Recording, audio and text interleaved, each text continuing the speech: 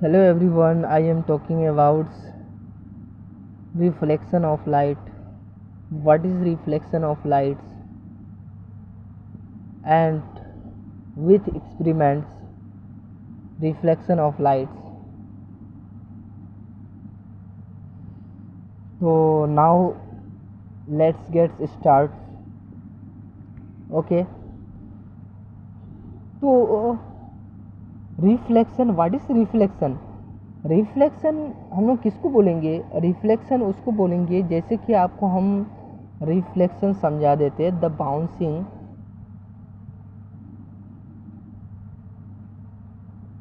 Bouncing back of light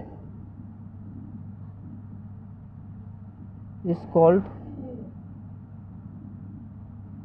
RL लिख देते हैं, ठीक है। जैसे कि मेरे पास क्या है, पॉलिश सरफेस एरिया है। पॉलिश सरफेस एरिया इसलिए लेते हैं बच्चों, जो लाइट जो है आर पार ना करे, इसलिए हम लोग पॉलिश सरफेस एरिया लेते हैं, ठीक है। क्या लेते हैं हम लोग? पॉलिश सरफेस एरिया लेते हैं। अब जो लाइट जो आती है, किसी से भी आती है, तो आपका वो इंसिडेंट रे हो गया।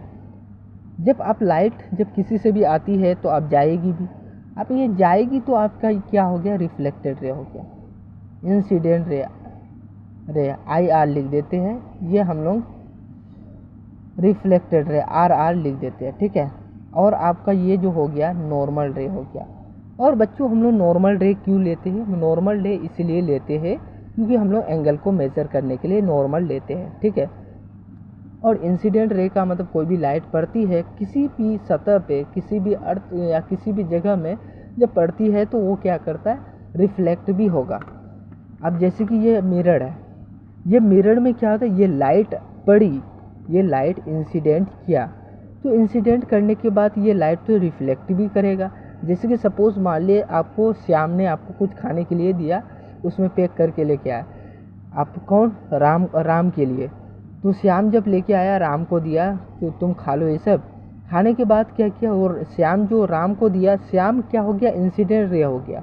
जब राम ने क्या किया? खा लिया, खाने के बाद जो डस्ट पार्टिकल्स थे तो उसको क्या करेगा? फेंकेगा डस्टबिन में या किसी और जगह। जो डस्ट पार्टिकल को फेंकेगा वो आपका रिफ्लेक्टेड रे हो गया। जैसे उसको हम लोग रिफ्लेक्टेड रे बोलेंगे, ठीक है। तो आप लोगों को उस एक्सपेरिमेंट से समझ में आया होगा, जैसे कि ये मिरर पे लाइट पड़ रही है तो आपका ये इंसिडेंट रे हो गया, फिर टकरा करके फिर चले जाएगा वापस, तो आपका ये रिफ्लेक्टेड रे हो जाएगा, ठीक है। आई होप समझ